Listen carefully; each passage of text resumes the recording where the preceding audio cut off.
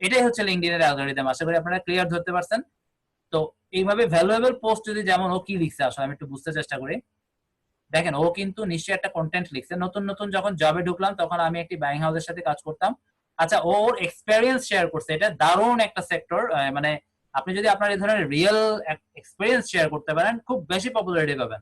কোয়েশ্চেনের মাধ্যমে আপনি আপনার সার্ভিসকে পৌঁছাবেন, পাশাপাশি আপনি আপনার প্রোফাইলের ফলোয়ার বাড়ানোর জন্য এগুলো মূলত কাজের। এই যে অনেকের কাছে পৌঁছে যাচ্ছে না, এখান থেকে আমার ফলোয়ার জেনারেট হবে, এটাই আমি মূলত বলতে চাচ্ছি। এই যে 1000-এর কাছে যদি আমার এটা অটোমেটিক লিঙ্কডইন পৌঁছে দেয়, ওই 1000 থেকে অন্তত 10 জন 100 জন বা আরো বেশি আমি পেয়েই যাব।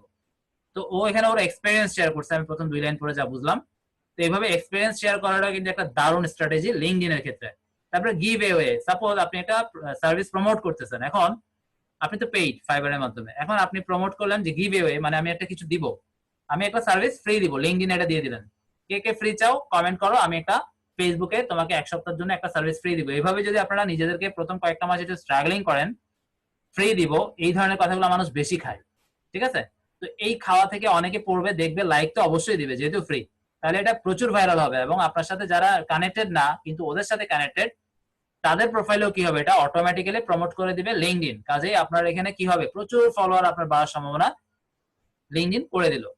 তাহলে এই ধরনের গিভওয়ে, তারপর হচ্ছে কি এক্সপেরিয়েন্স, তারপরে আপনি নিজস্ব একটা সার্ভিস দিবেন, সেটা নিয়ে কোয়েশ্চেন করে অ্যান্সার দেওয়ার মাধ্যমে, অবশ্যই ছবি ভিডিও থাকতে হবে, প্রত্যেকটা পোস্টের সাথে ছবি, যেমন ও একটা ছবি দিছে। যাই হোক, এটা আমার সেকেন্ড কানেকশন, কিন্তু আমার প্রোফাইলে চলে আসছে, এটা দেখি। না, এটা তো একটা কোম্পানি পেজ, এটা কিছু না। এটা মনে হয় আমার ফার্স্ট কানেকশন নাকি? ফার্স্ট কানেকশনও তো হওয়ার কথা না, লেখা থাকবে। এটা কি?